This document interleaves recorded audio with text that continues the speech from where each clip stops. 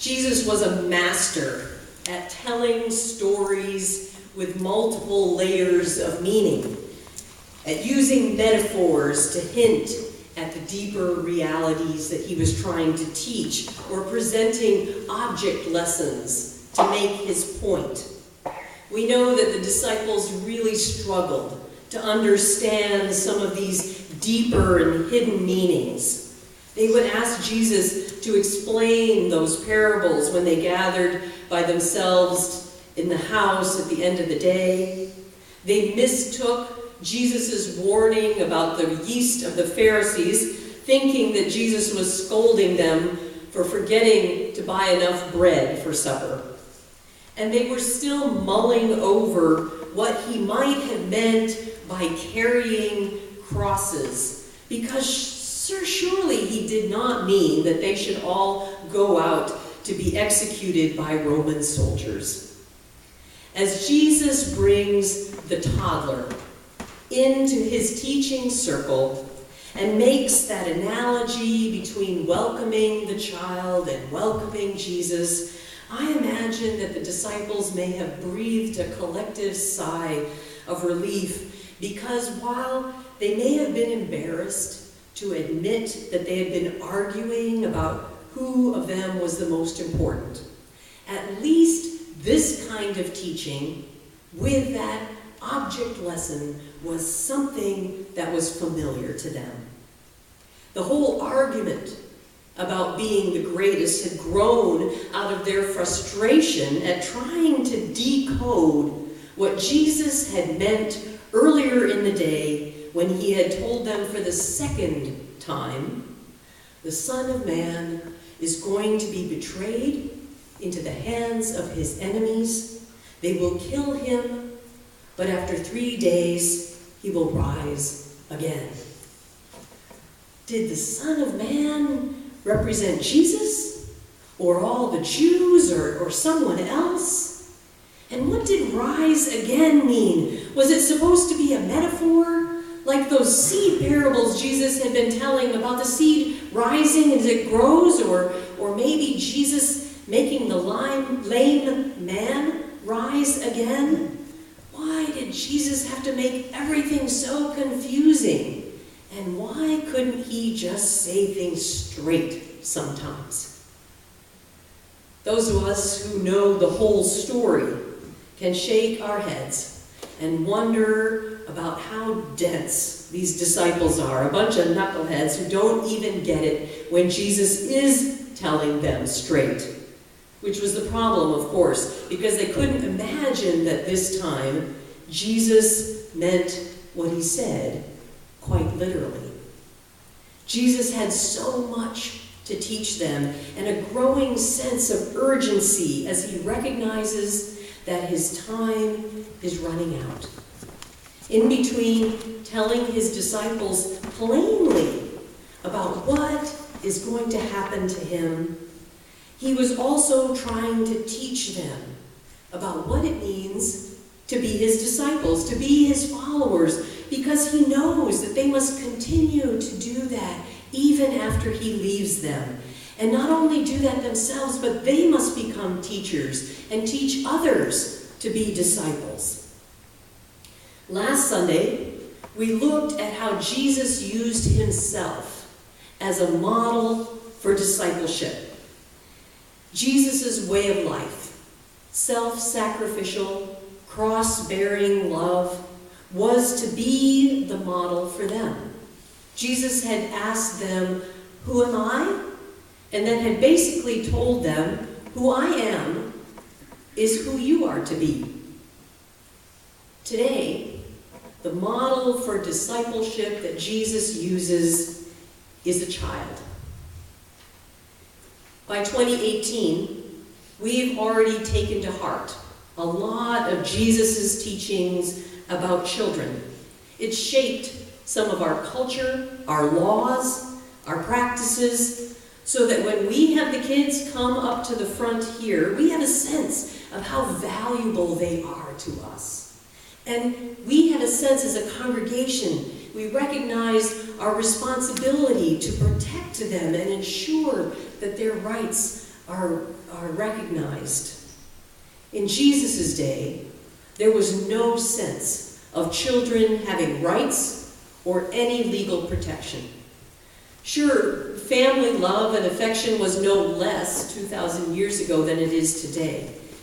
But in the ancient world, there was no notion about a kid being great or having any status or privilege at all.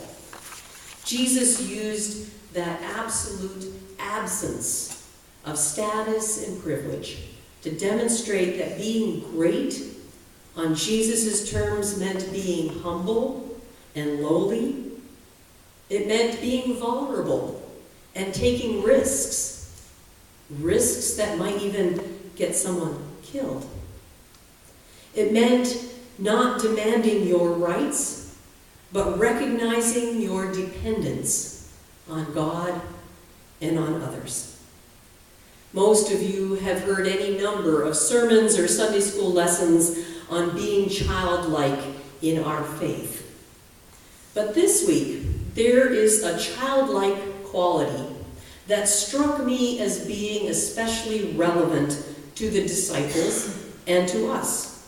A quality that's often overlooked, but I believe Mark had that in mind as he recorded this story the way he did. Did you know that studies have shown that 4-year-old girls are the most curious people? They ask an average of 390 questions a day. And did you know that research has shown that at the rate of 1 question every minute and 56 seconds, a mother is asked more questions a day than a teacher or a doctor? I found a couple articles by mothers about the questions that their kids have asked. They were questions like, how small are the people in the radio, Mom? Did Jesus get potty trained as fast as me? Is Santa God's really rich brother? If Jesus didn't have a sister, why do I need one? One child asked on the way home from school after a drug presentation at school, Mom, do you smoke a pot when you leave it on the stove too long?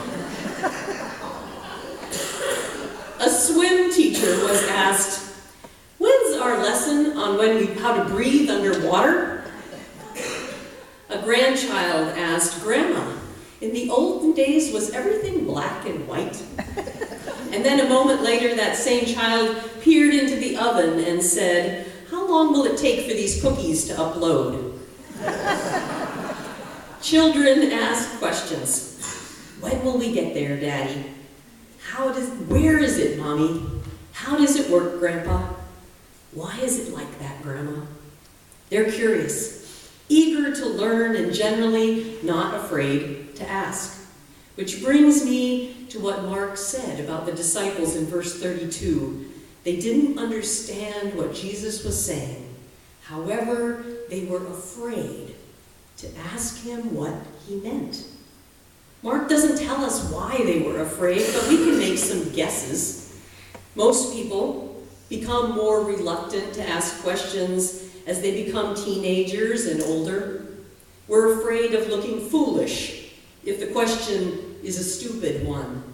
We're afraid of exposing our ignorance. The disciples may have been afraid of being scolded the way Peter had been rebuked earlier. They may have been worried about not understanding, and that having doubts meant that they really did lack faith.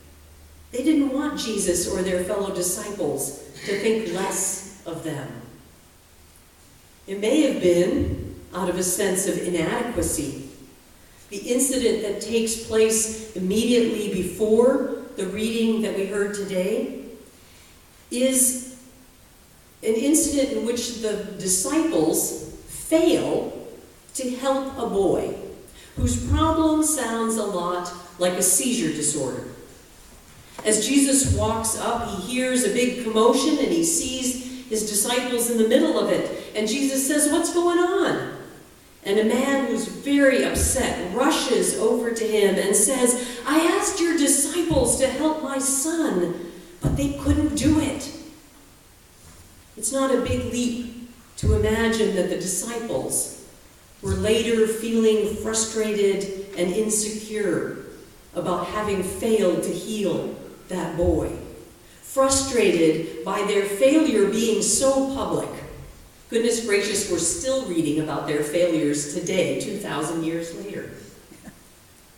There are many reasons why we become afraid or reluctant to ask questions. When Jesus waves for a little child to push her way through the group of people gathered around him, and he gives her a hug and sets her on his knee, Jesus is not criticizing their lack of understanding.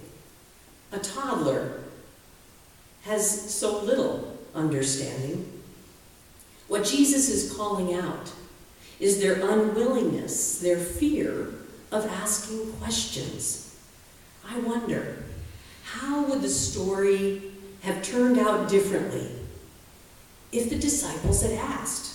What if one of them, maybe Thomas, had gathered his courage and asked a question? And then Matthew had asked a question, and then James, and then Judas? Where might it have led? What questions do you think the disciples might have wanted to ask? What was on their minds? As Jesus had just said, the Son of Man is going to be delivered into human hands. They will kill him, and after 3 days he will rise. What might they have been wondering? Are you willing to call out some of the questions that you think you would have asked if you had been there, or that they should have asked?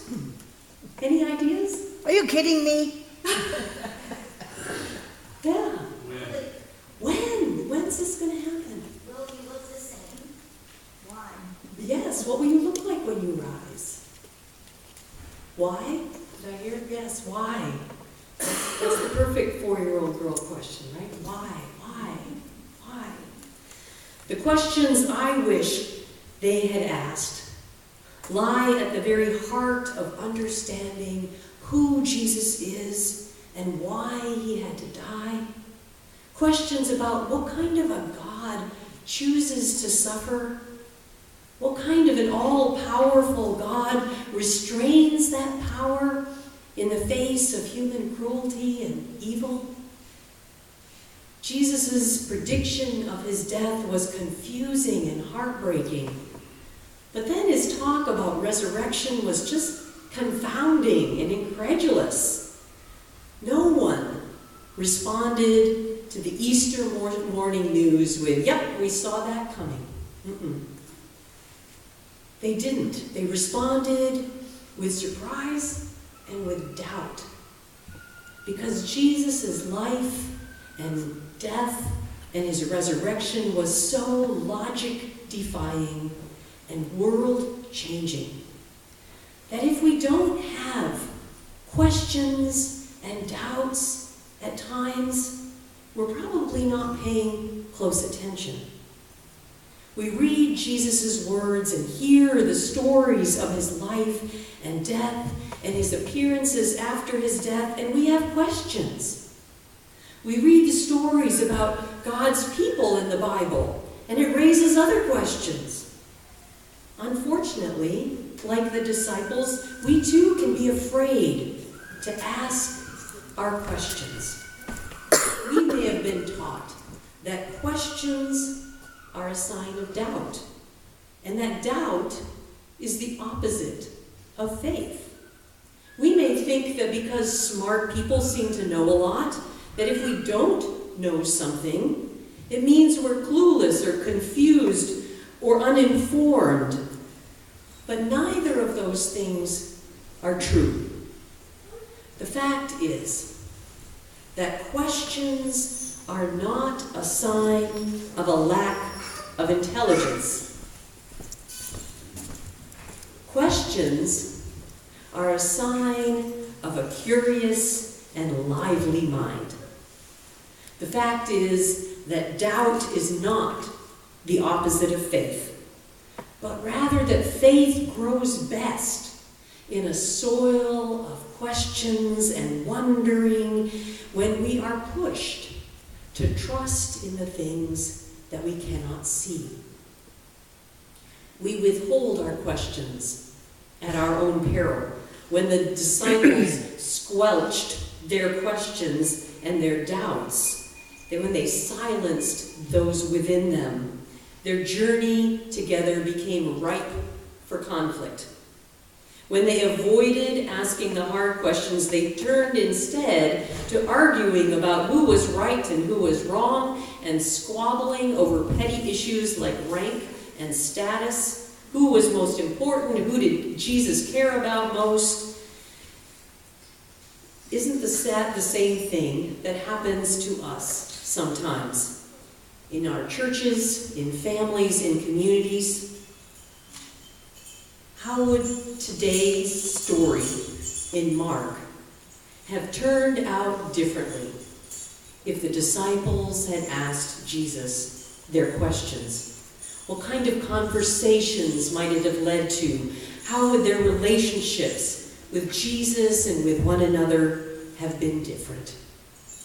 I understand their reluctance, but oh, what might have happened if they could have just imagined for a moment that Jesus wanted nothing more than to hear their questions and to share their struggles and to delve into their doubts so that he could help them understand and draw them closer to God.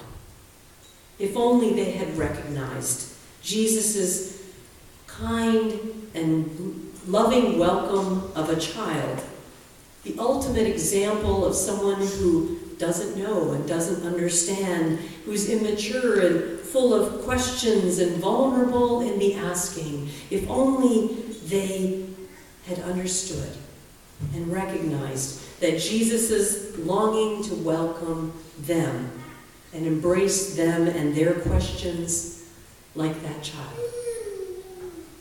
The father of that boy with the seizure disorder asked Jesus, "If you can do anything, take pity on us and help us." And Jesus responded to him, "If? What do you mean, if I can? Everything is possible for someone who believes." And at this, that father gave a great shout and he said, "I believe, help my unbelief." Jesus still longs to help us overcome our unbelief, our questions, our doubts. He longs to welcome us and embrace us with all the questions and misunderstandings and fear and confusion and curiosity that we bring with us. How might our stories be different if we ask Jesus our questions?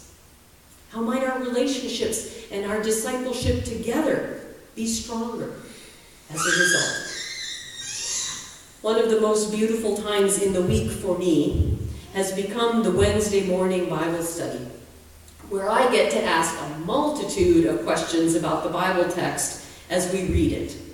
And as those who attend will attest, many of those questions that I ask, I don't ask because I have the answers, but because I'm hoping someone else will have the answers, or as we put together our little pieces of answers, that we come up together with a clearer understanding, and as our understanding grows clearer, that maybe we will see God more clearly too.